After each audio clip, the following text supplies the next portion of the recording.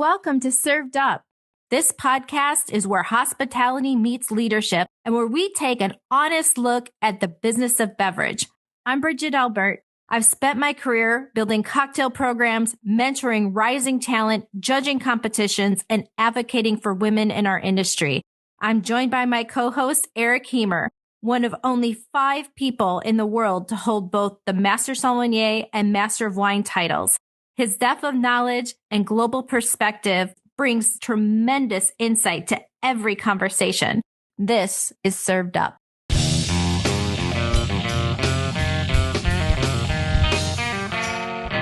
Hey y'all, it's Bridget here. I'm joined today by my guest host, whiskey expert, all things spirit extraordinaire, Kyle McHugh. And today we interview our friend and Chicago icon, Peter Vestinos. Peter embodies the kind of hospitality leadership that feels both intuitive and deeply intentional, shaped by years of creating spaces people genuinely want to return to. In this interview, he blends business acumen with heartfelt perspective, offering a look on how great bars are built on both smart strategy and authentic connection. It's a thoughtful, engaging conversation that captures his influence on Chicago's bar scene and his passion for elevating the guest experience. So if you're in Chicago, grab yourself a shot of Malort. If not, grab yourself your favorite cocktail and enjoy the show. Peter, welcome to Served Up. I'm really happy to have you on the show today with Kyle. I'm excited to be here. Excited to see you. Excited to see Kyle. Yeah, this will be a lot of fun. Let's start at the beginning. What really first pulled you behind the bar, and what did those early days look like for you? Sure. So I moved to Chicago in 2000, sort of out of, I don't want to say necessity, but, I grew up outside of Boston. In order to go to college, I was the first person in my family to go to college. And in order to do that, I put myself through it, but I had to stay at home to do it. And I was kind of looking for a change. And I went to school for TV and film production. And I knew I wanted to go to film school. And I think that was going to be in LA or New York. But I couldn't afford those, and I just couldn't figure out how to make the move. So I was working outside of Boston, and I was visiting a friend in Chicago, and it was very different than New England. My friends that I went to college with moved way out into the western suburbs of Boston. I kind of found where they were living to be a little bit depressing, honestly. And everything in Boston was really geared towards college students or old money. There was nothing post-college, really. It's very different scene now, for sure. So I was visiting a friend in Chicago, going to Cubs games, sidewalk cafes. I found a lot of other kids post-college had moved there and could afford to live there, which I couldn't really do in New York. So I said, all right, I'll start looking for a job in Chicago. And I did. I found was a production manager at this video studio, video production house. And I wasn't making any money because, I think Kyle might have experienced this. When you work in TV and film, there's so many people that want to do it. They'll work for free. So I was making no money, and I was literally living in a walk-in closet in this apartment I still walk by every day when I take my daughter to school, which I think is pretty funny. And my dad was a bartender. I said that was a job I'd never want to do. He always discouraged me from doing it, but I had to do something. So I kind of just went out and saw who would hire me, and I talked my way into this bartending job at this crazy little French bistro that doesn't exist anymore. It was called Cyrano's. It was on Wells in Ohio, and it was a fun place to be. And they offered me the job, but they said, we only have Saturday evening shift. And I thought, well, that's kind of weird. Isn't that the coveted shift? Why is this new kid getting the coveted shift? I just found out it was an insane place to work. The place was packed. It was about a 60-seat restaurant. The chef was a typical master of the brigade kitchen and just would yell at everybody at any moment on the floor. But the funky weird thing about it was there was a jazz cabaret downstairs, and Bobby Jordan, who was the GM there, was a legendary jazz singer in Chicago, and she used to play sing at the Playboy Mansion. And on Saturdays, as we wound up this insane service, and by the way, there was no POS at the bar. I would have guests, and I'd had servers run by me and yell out tickets, and it was a great way just to learn in this live fire bistro. And so, towards the end of service, Bobby would get to this point where she would kind of look at me and ask for her cognac, and she'd fill up her snifter, and she'd go downstairs, and she would always bring in different legendary jazz players to play with her downstairs. And she sang in this very fun Billie Holiday style. And she would do 2 sets down there, and we'd finally close the bar, and then she would take me over to Andy's Jazz Club, and she'd sit in on some sets there, and I'd listen to her. I'm thinking, well, this is kind of fun. This Saturday, I make more money than I do with my entire job at the desk job, and I'm out having a lot of fun. But it took me a few years to realize that this is what I should do, and even as I progressed in my bartending career, I somehow always thought I would be doing something different. So after about 4 years, I left the production company, I left Sierra Nose, and I moved to a wine bar that also no longer exists. By the way, none of these closings I don't think have anything to do with me, but they absolutely the did not have anything to do with you. No way. The wine bar was called the Tasting Room, and it was on the end of Randolph, and we were the only thing open past 10 o'clock at the time on Randolph Street. This was the day of like Vivo and Marché, Jerry Kleiner's restaurants. And it was another intense learning environment where we had 115 wines by the glass that changed every 3 months, and you had to know your wines. And my roommate at the time was studying to be a somm. Somms would come over to my house a certain day of the week or people studying to be somms would come over to my house and do live blind tastings on Thursdays. So it's just a really great way to exercise the palate, I guess. And there was nothing else in Chicago at the time in terms of beverage. This was a wine town. What is that brewery in Colorado that came in with that? Oh, Fat Tire and Fat Tire. Fat Tire. Yeah. This is the one. Fat Tire came to town. That blew everyone's minds. It was like, that's where we were, and there were no craft cocktails in Chicago at the time. So it was definitely a wine town. So that's kind of how I got going there. I can jump into the cocktail thing if you want, unless you want to. No, yeah, absolutely. Absolutely. Take us to what happens next in the life of Peter Vestinos. Mm-hmm. So I'm enjoying, I'm enjoying this lifestyle. I'm working 3.5 days a week, making good money, enjoying 3 to 4 days off, and still thinking sometime I'll change my career, go back to something else and make the family proud. And then I remember one night going to bed, and I believe it was a Food and Wine magazine. And I opened it and I saw this little blurb, and it was about the Pegu Club. The Pegu Club had just opened a few weeks earlier, and they talked about this bar that didn't have vodka. Everything was going to be gin and rye based, handcrafted, no soda guns. And I said, man, this bar is going to last like a month in New York. It's no vodka, no soda guns. What are they doing? And I happened to be going to New York a few weeks later. So I remember we got in a little bit early, and it was kind of a quiet time in New York for some reason. And I said, hey, let's go check out this bar I read about. I'm just curious. It like stuck in my mind. I'm like, this just seems so weird. And I remember we went in. It was a weekday. I remember clearly we were the first people to walk into the bar that day. And I ordered the first thing that caught my eye on the menu, which was a whiskey smash.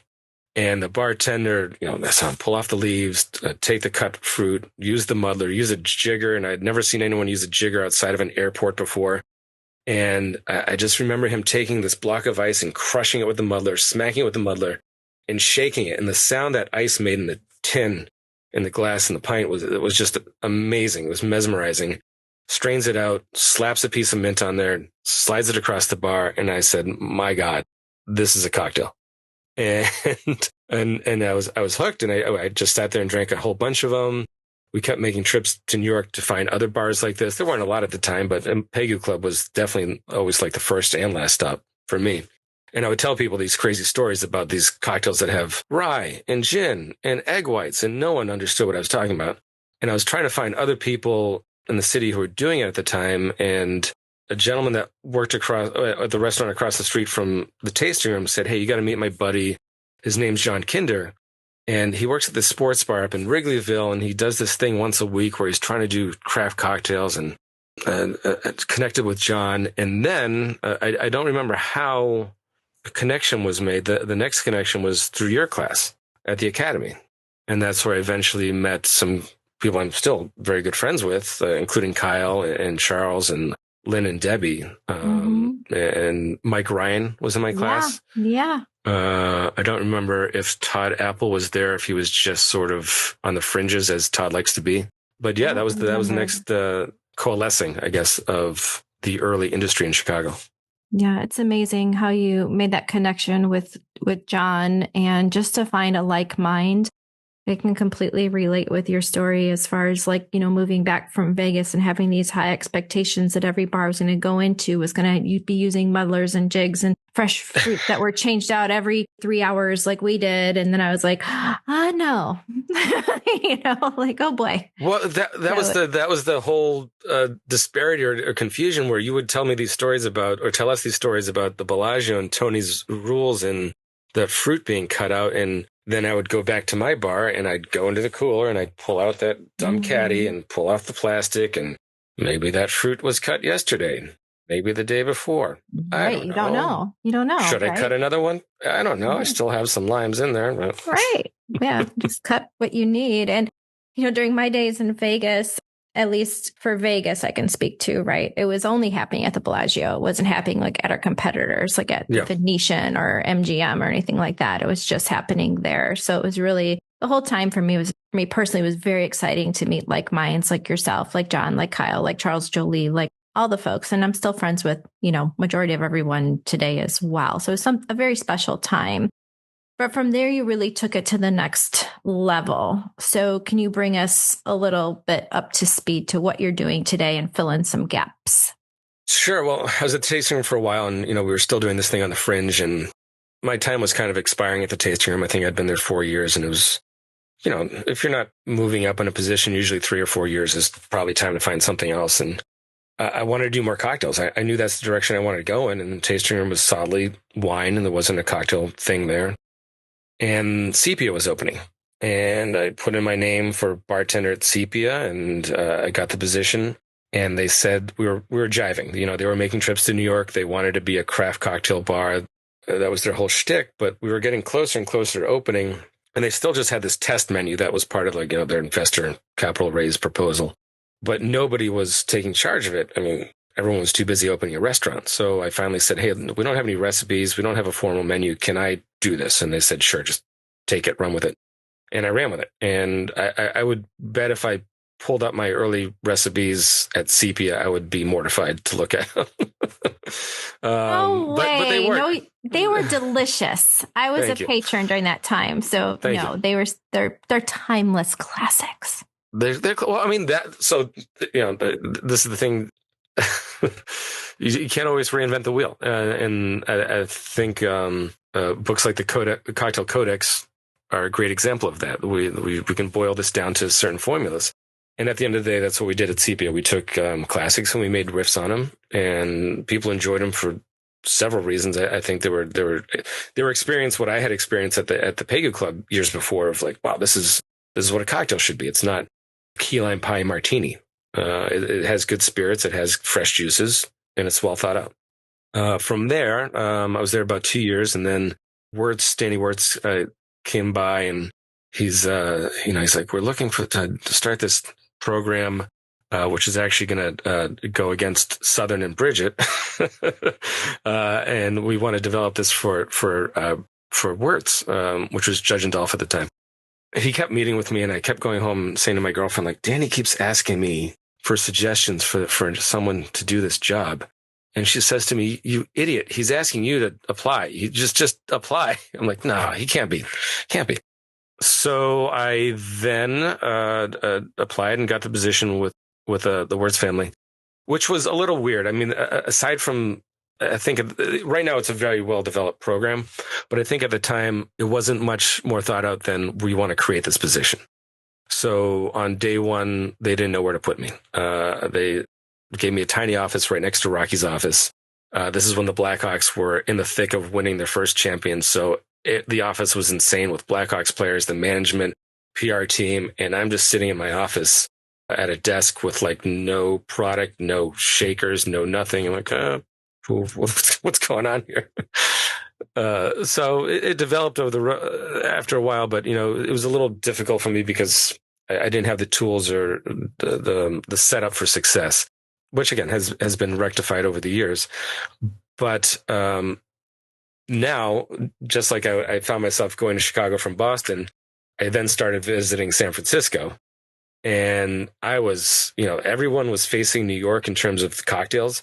When I got to San Francisco, I'm like, well, these people are in a whole different level. It's almost like a whole different level. They don't, it was almost like they didn't want anyone looking at them like New York wanted to show off. San Francisco was very happy with what they were doing. One example I always give to my bartenders is during trainings is I was there on a trip. I was waiting for a friend and we went into this beer bar, or I went into this beer bar waiting for him. He was late and I ordered a beer and the guy next to me sat down and ordered a Long Island iced tea. So the bartender reaches down under the bar, pulls out a little cutting board, a deli of caster sugar, a lemon and a lemon press, and cuts the lemon, presses the lemon, mixes in the caster sugar, makes a little slurry, but then picks up at the same time 5 bottles and makes the Long Island. So terrible products. I don't know. Can we say that?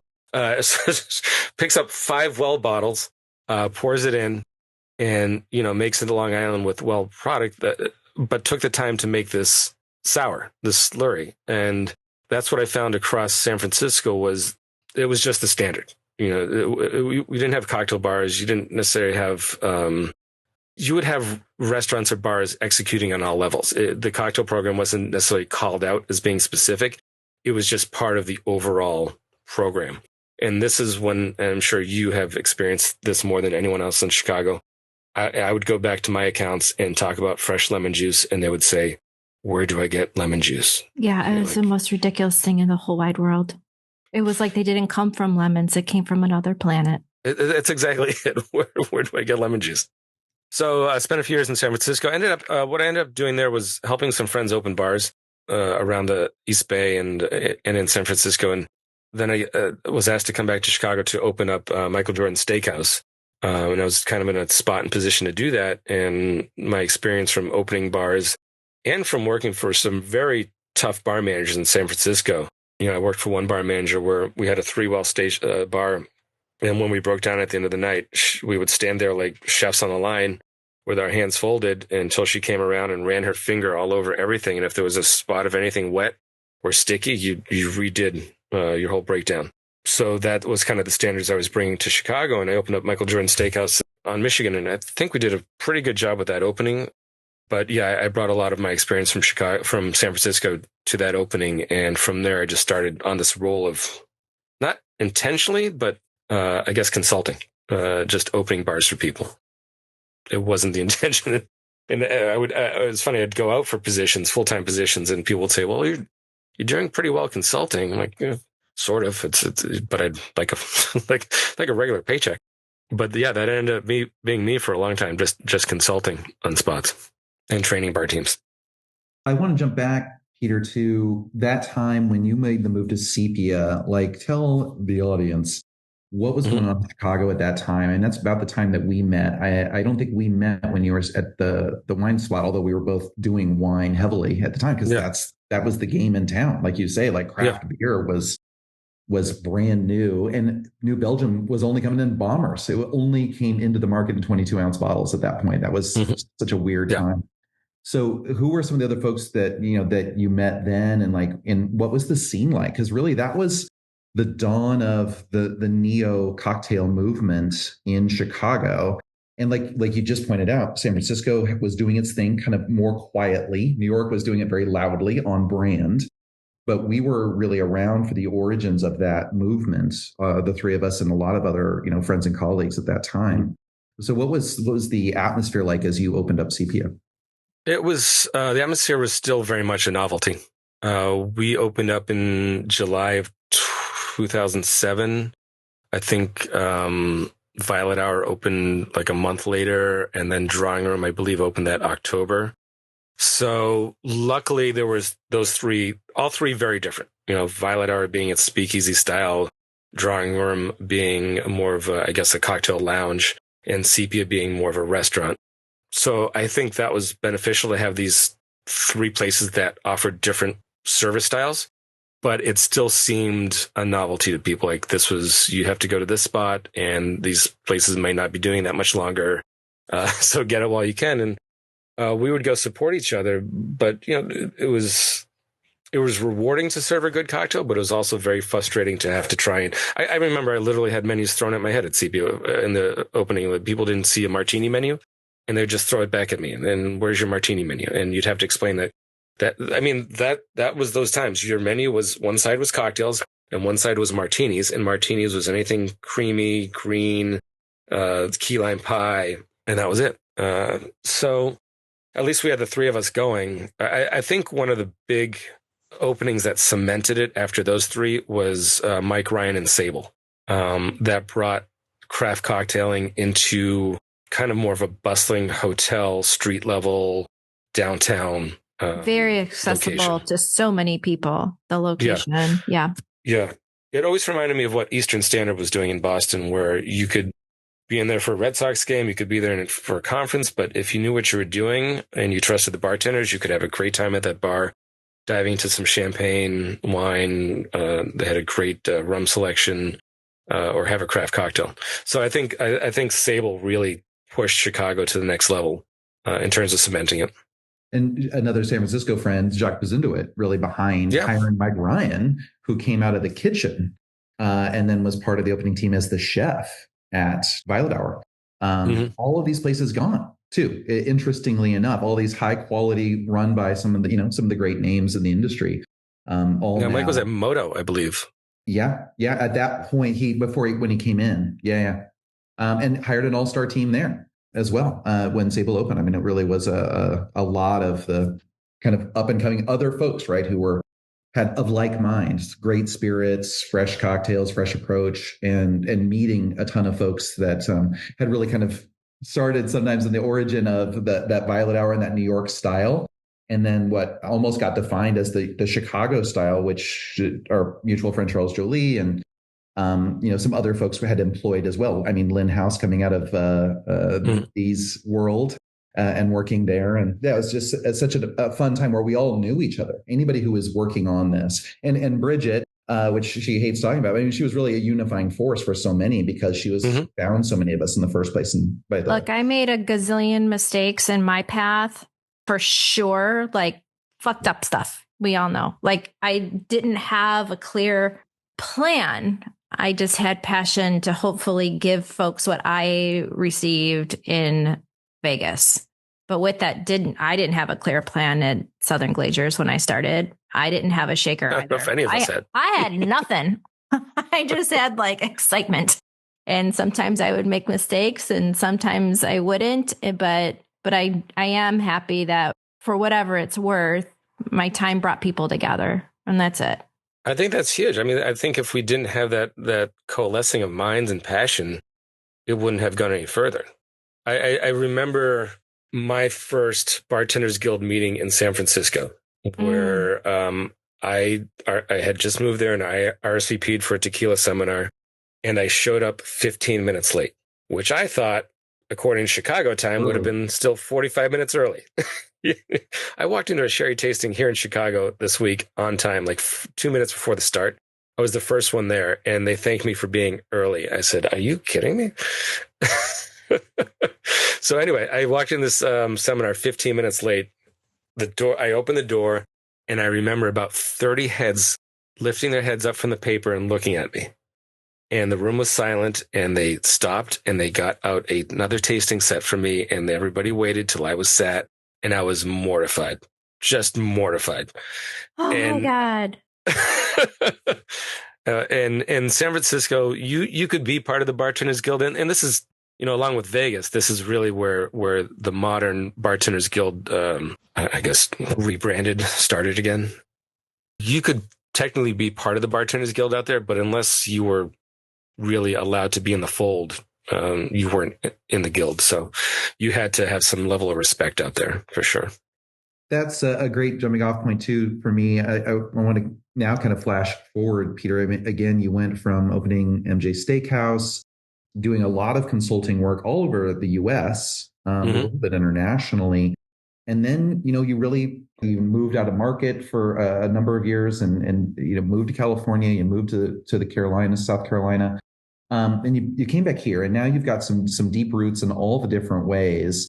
And so I want to kind of flash forward into the future here. And you've got a few different locations now that you're a co-owner, you're the operating owner in Chicago. There's some of the most award-winning and prestigious bars in Chicago. You've got a family. As you've traversed now, we're both on our quarter century of adopting Chicago as a hometown.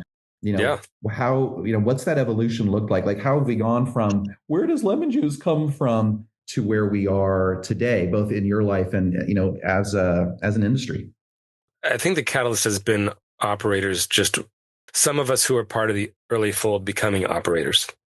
And then other operators allowing it to happen where there was still resistance. Still, the one reason I had to get out of consulting was I'd go to a new account and I ask a lot of questions before if I take a project, it's mutual. Do you want to work with me? Do I want to work with you? How's this all going to play out? What are your long-term goals? I really look at their plan before I decide to be a part of it. But I had to get to that spot.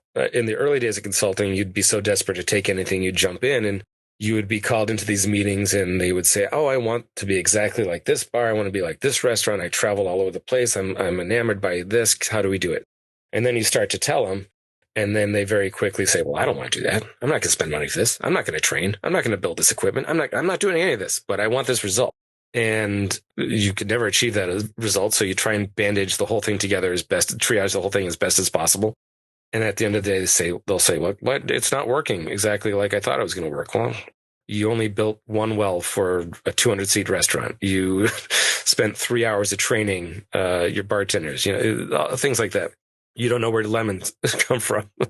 I think it was just a gradual progression of quality. I think maybe, I don't know how much social media eventually played into this, where people would see other people's work out there. I really don't know I wish I had a better answer. I don't really know what was the final push over the hurdle there that got Chicago on board with doing cocktails. It could be more of us just became operators.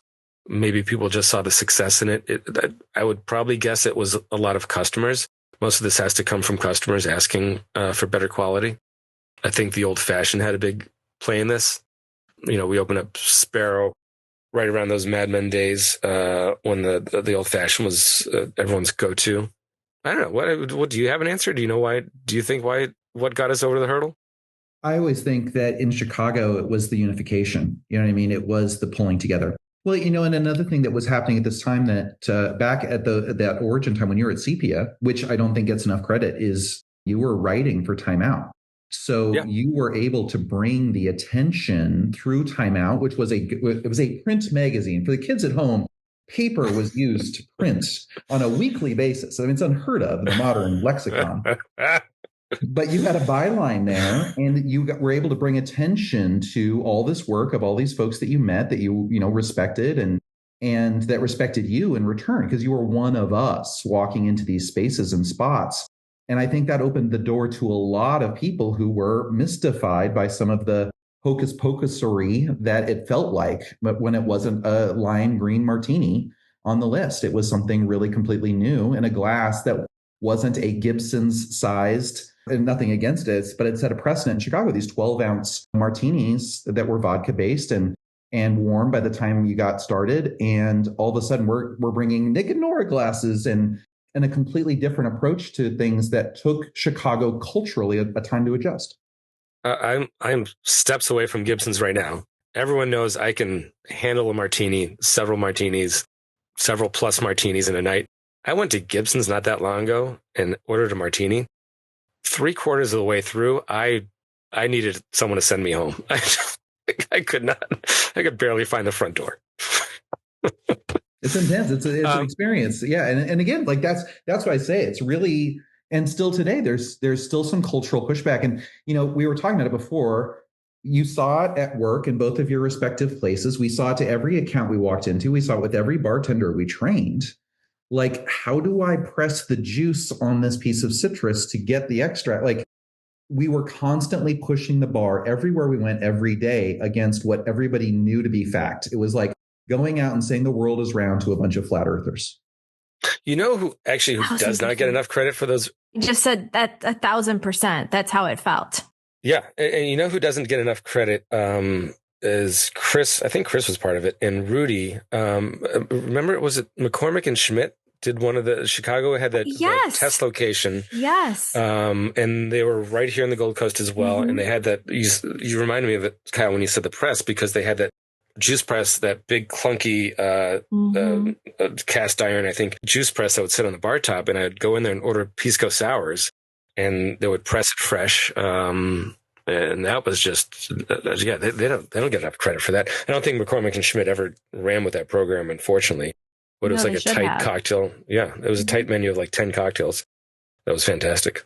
Yeah, nationally, they were one of the early ones. I mean, my former overlords at Houston's were another kind of early, and there were a few national accounts, right, that were doing that, but it was so unheard of and people didn't even understand it. But those of us walked in, you got a $2 burger, there was live jazz. It was the industry hangout, that original Rush Street McCormick and Schmick's. And you mentioned Chris Cavera, Rudy Maddock, shout outs to gentlemen who helped introduce me to the Chicago scene too when we got here. And then as we started, as Bridget brought the U.S. Bartenders Guild to Chicago, like they all as career bartenders jumped on board too. And we got this nice mix. We want to talk about how are we sustainable? I mean, we had this nice mix of career bartenders of all different sorts and sizes who came together, I think, and kept us grounded, not taking ourselves too seriously, which I think was a curse in some markets, but also taking ourselves very professionally in that all of us getting asked, what are you going to do next? This is a means to an end, obviously. And it was for a lot of us means to an end at the time.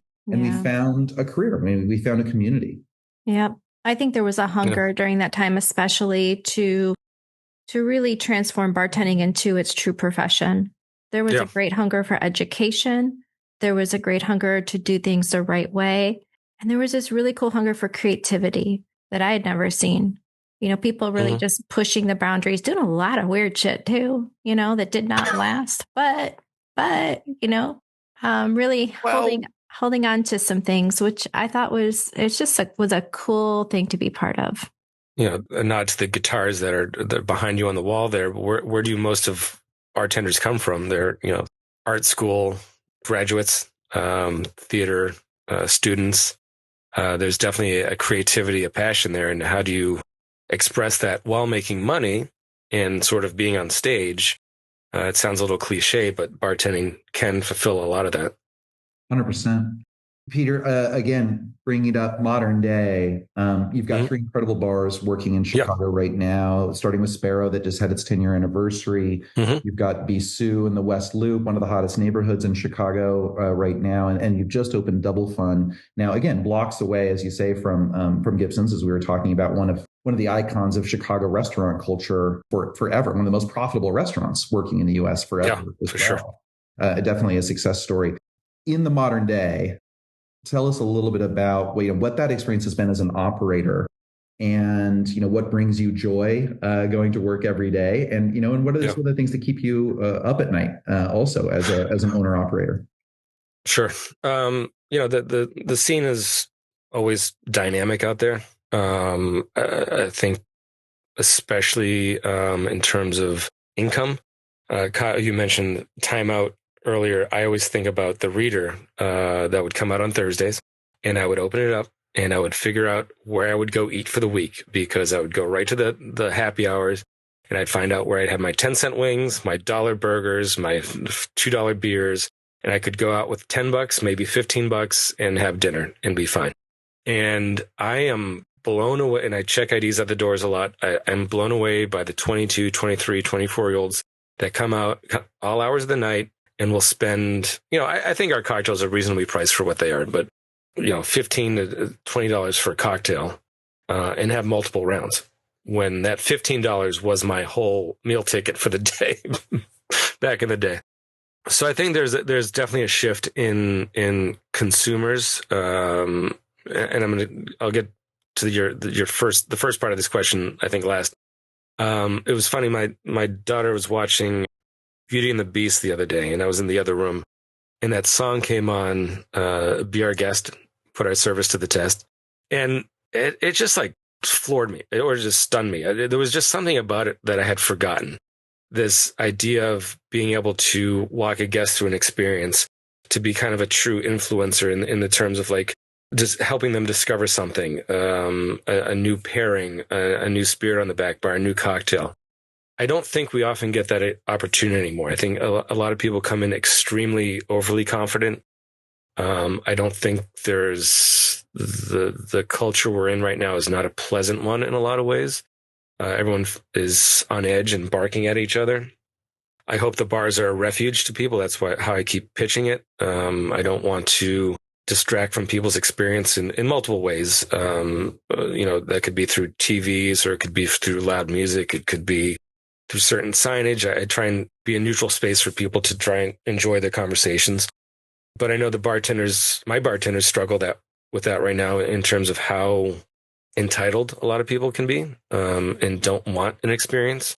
That is really what keeps me up a lot is the shifting political and financial scene out there. We're busy. People are spending money. It's just a different type of people spending money. So that is a concern. What's going on out there? Why can't we all just be nice? That doesn't seem to happen as much anymore. It used to be you'd have the occasional rude guest that you'd have to go into the walk-in and scream. Now, when you get the pleasant guest, that's the one that kind of shakes you. You're like, oh, you're a nice person. Hi, welcome. So what I try and do, I'm lucky. My partner is a great partner, very level-headed, great businessman, but also a good family man and easy to relate to. And I think all of this just works from the top down. We try and have a culture where our bartenders can just come to work and do their job. We do a lot of prep for everybody. We are on top of our systems, our ordering, our receiving, our prep for the week. So you never have to walk in and say, good God, no one made simple syrup. Now I got to go out back for 20 minutes and make simple syrup. Everything's where it should be. The bars are well designed. I just want them to come in and be ready for service. And they just have to focus on setting up the bar and the guest experience and make good money.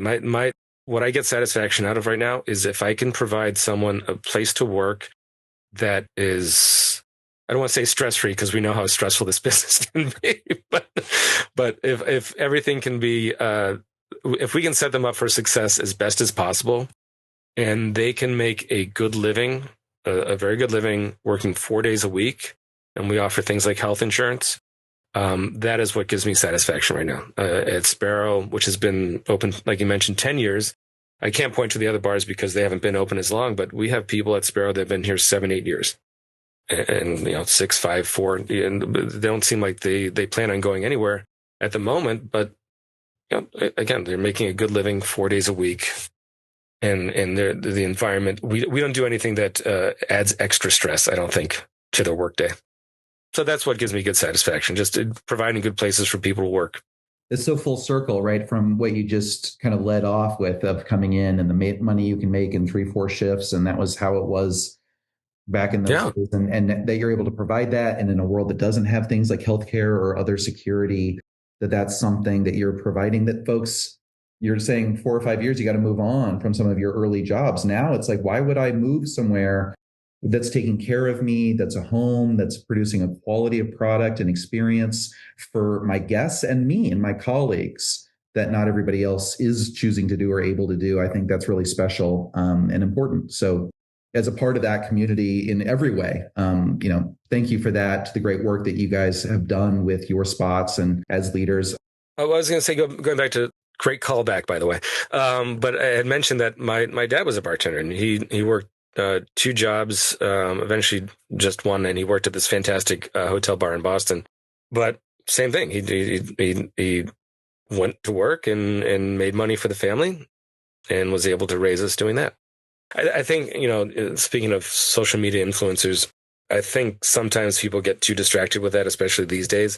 And I'm looking at the services some restaurants and bars are doing, and I think, my God, you're going over the top just to be on Instagram, and you're adding labor, you're adding time, you're distracting from your core message. How long can you sustain this? But now you've got so many people on the floor trying to execute these things just for Instagram, and now you've got more people in the tip pool. Now you're paying more people. It doesn't seem sustainable to me. So I think that's why I also try and run sure, we could add a lot more flair to what we're doing, but I try and run a very clean, straightforward program. And that sustainability is just it, right? You've proven it again, 10 years and counting in one case and more to come. And speaking of more to come, I think we've got more to talk about, as Bridget likes to ask often, because we get into the same situation. Would you be willing to come back, I hope, on a future version and get for sure. Again, would love that, Peter. Would love that. Yeah, I think another area we can really dig into is, training and systems. That's kind of where I dig my claws into, I Well, guess. And I let's think do a that's the part success two. of the bars. Yeah, I I was just talking agree. about this yesterday with someone, I say this thing to my consulting clients too, is I create this core, this skeleton, the system for you, and you can do whatever you want on top of it.